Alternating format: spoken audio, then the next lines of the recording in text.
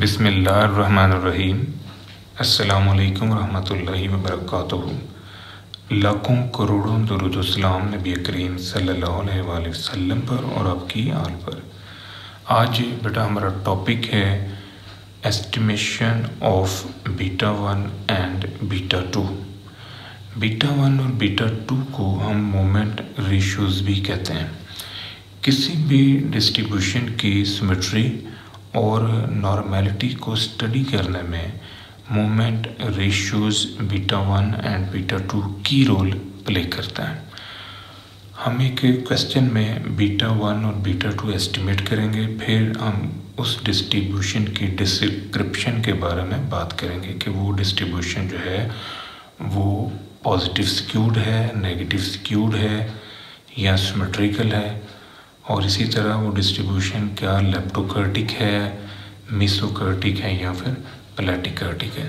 तो हमारे पास बेटा ये एक पीडीएफ है, कंटिन्यूस रैंडम वेरिएबल एक्स का फंक्शन आपको दिया गया और इसकी रेंज है 0 to 1। अब इस पीडीएफ में हमने बीटा 1 और बीटा 2 मालूम करना है और फिर डिस्ट्रीब्यूशन की सिमेट्री और नॉर्मेलिटी को स्टडी करेंगे। सबसे पहले हमने मोमेंट्स अबाउट ओरिजिन मालूम करना है। तो जो पहला मोमेंट अबाउट ओरिजिन है इसे हम कैपिटल M1 कहते हैं। कैपिटल M1 जो है ये एक्सपेक्टेड वैल्यू ऑफ एक्स के इक्वल है। बाय डेफिनेशन इसका ये फार्मूला है। माइनस इन्फिनिटी जो है उस पीडीएफ की लोएस्ट लिमिट है जो कि 0 है, और प्लस इन्फिनिटी पीडीएफ की हाईएस्ट लिमिट है जो कि 1 है। अब इससे फार्मूले के अंदर आप कीमतें रख लें 0 to 1 x into F x की जगह पर आपने ये फंक्शन रख दिया। ये 6 जो है ये आपने बाहर ले लेना है। x को इससे मल्टीप्लाई किया x स्क्वायर को 1 से मल्टीप्लाई किया x square, then x square को इस x से मल्टीप्लाई करेंगे तो x की पावर 3 है। अब बेटा आपने इसका इंटीग्रल लेना है। x स्क्वायर का इंटीग्रल x की पावर 3/3 और x की पावर 3 का इंटीग्रल x की पावर 4/4 है। ये लिमिट अब आपने रखनी है। x की जगह पर आप पहले 1 रखोगे, फिर x की जगह पर आपने रखना है 0। तो जब आप 0 रखेंगे ज़ाहिर है फंक्शन की वैल्यू फिर 0 ही रहेगी। इस वजह से आप 0 रखें या ना रखें इससे कोई फ़र्क नहीं पड़ता। 1 आप रख लें। ये 1 यहाँ पर रखा तो 1 की पावर 3 1/3, यहाँ पर 1 रखा 1 की पावर 4 तो ये आपके पास 1/4 है। 0 रखने से कोई फ़र्क नहीं पड़ेगा।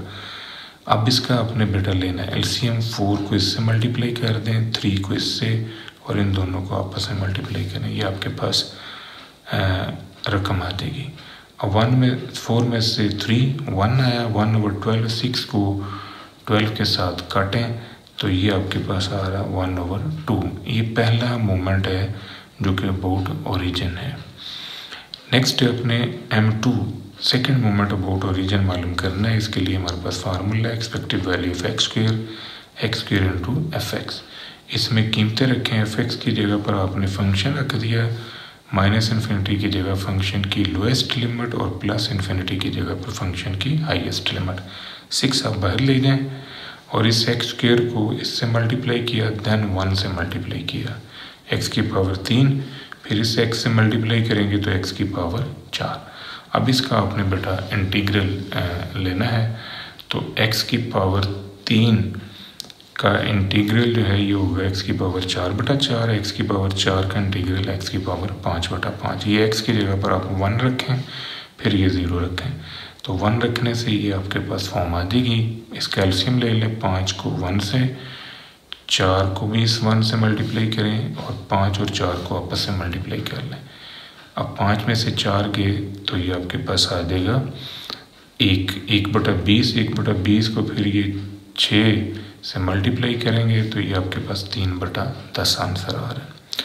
अब आपने लेना है third moment about mean M3 expected value of x की पावर 3। ये हमारे पास फार्मूला है। एफ एक्स की जगह पर आपने ये फंक्शन की कीमत रख दी। 6 को बाहर ले जाएं और इस x की पावर 3 को x से मल्टीप्लाई किया तो ये होगा x की पावर 4। इस x की पावर 4 को 1 से ज़रब दे दें, फिर x की पावर 4 को इस x से मल्टीप्लाई करें तो ये x की पावर 5 है। अब x की पावर 4 और 5 का जो इंटीग्रल है वो आपके पास है बेटा एक्स की पावर 5/5 और एक्स की पावर 5 का इंटीग्रल एक्स की पावर 6/6। यहाँ पर एक्स की जगह आपने 1 रखना है, एक्स की जगह पर 1 रख दें, 0 रखें ना रखें इससे कोई फ़र्क नहीं पड़ता। 6 को इससे ज़रब दे दें, 5 को इससे, और इस 6 और 5 को आपस में ये फॉर्म आ देगी। इसको सॉल्व करें, ये 1/5। ये थर्ड मोमेंट अबाउट ओरिजिन आपने निकाला। अब आपने निकालना है फोर्थ मोमेंट अबाउट ओरिजिन। इसके लिए हमारे पास फार्मूला है एक्सपेक्टेड वैल्यू ऑफ एक्स की पावर 4। तो एक्स की पावर 4 यहाँ पर आपने एफ एक्स रखना है। एफ एक्स जो है ये PDF आपको दिया गया है। 6 को बाहर ले लें, एक्स की पावर 4 को इस एक्स से मल्टीप्लाई किया तो एक्स की पावर 5 है। इस एक्स की पावर 5 को फिर 1 से मल्टीप्लाई करें, एक्स की पावर 5 को फिर इस एक्स से मल्टीप्लाई करें तो ये आपके पास एक्स की पावर 6 है। अब बेटा आपने एक्स की पावर 5 का इंटीग्रल लिया तो ये एक्स की पावर 6/6, एक्स की पावर 6 का इंटीग्रल लेंगे तो ये एक्स की पावर 7/7। लिमिट रखें, एक्स की जगह पर 1 ये फॉर्म आ जाएगी, 0 रखें ना रखें इससे कोई फ़र्क नहीं पड़ता। 7 को इससे ज़रब दे दें, 6 को इससे ज़रब दे दें, 7 और 6 को आपस में ज़रब दे दें, ये फॉर्म आ गई। इसको मज़ीद ब्रेक करें 1/7। ये आपके पास फोर्थ मोमेंट अबाउट ओरिजिन आ गया। आपने कैपिटल M1, M2, M3 और M4 निकाल लिए। अब बेटा आपने इन कैपिटल मोमेंट्स से, यानी कि जो मोमेंट अबाउट ओरिजिन है, इनकी मदद से आपने मोमेंट अबाउट मीन निकालना है, क्योंकि हमें जो ज़्यादा ज़रूरत है वो मोमेंट्स अबाउट मीन की है, क्योंकि जो मोमेंट रेशियोज़ में मोमेंट यूज़ होते हैं वो मोमेंट अबाउट मीन है। तो अब मोमेंट अबाउट मीन के लिए हम ये 4 फार्मूलाइज यूज़ करेंगे। स्मॉल m1 जो है ये मोमेंट अबाउट मीन को इंडिकेट कर रहा है, कैपिटल M जो है ये इंडिकेट कर रहा है मोमेंट अबाउट ओरिजिन को। तो M1 में से M1 आप निकाल दें, 1/2 - 1/2, ये आंसर आपके पास है 0। पहला मोमेंट अबाउट मीन जो है ये हमेशा 0 होता है, यानी first moment about mean always equal to 0। Second moment about mean जो है ये M2 - M1 का स्क्वायर है। यहाँ पर M2 की कीमत रखें, M1 की कीमत रखें, ये कीमतें आप निकाल चुके हैं। ये आंसर आ गया 1/20। अब आपने थर्ड मोमेंट अबाउट मीन निकालना है, उसके लिए हम ये फार्मूला यूज़ कर रहे हैं। M3 की कीमत M1 की, M3 की, देन ये M2 है, M1 और M2, ये जो 3 है ये एक्चुअली M2 है। इसके बाद आपने कीमत रखी है M1 की। ये जो मोमेंट्स अबाउट ओरिजिन है इनकी कीमतें आपने रखी, तो ये आंसर आपके पास आ गया 0। अब ये फार्मूला कैसे बना है इसके ऊपर हम थ्योरम कर चुके हैं चैप्टर 4 मेजर ऑफ डिस्पर्शन में, moments about mean in terms of moment about point और मोमेंट अबाउट ओरिजिन। ये थ्योरम आपने किया हुआ, उसे ज़रा उस वीडियो को एक दफ़ा देख लें, आपको ये फार्मूले जनरेट करने आ जाएंगे। ये थर्ड मोमेंट अबाउट मीन जो है ये आपका आ गया 0। अब आपने निकालना है फोर्थ मोमेंट अबाउट मीन। तो फोर्थ मोमेंट अबाउट मीन के लिए हमारे पास ये फार्मूला है। अब इस फार्मूले के अंदर आप कीमतें रखें, M4 की कीमत, M1 M3 की कीमत, M1 का स्क्वायर और M2 की कीमत, M1 की पावर 4, ये सारी कीमतें आपने रख ली। ये चारों मोमेंट्स आप निकाल चुके हो। तो इसकी बेटा कीमतें रखने से आपके पास जो आंसर आया वो 3/560 है। ये फोर्थ मोमेंट अबाउट मीन आपने निकाला।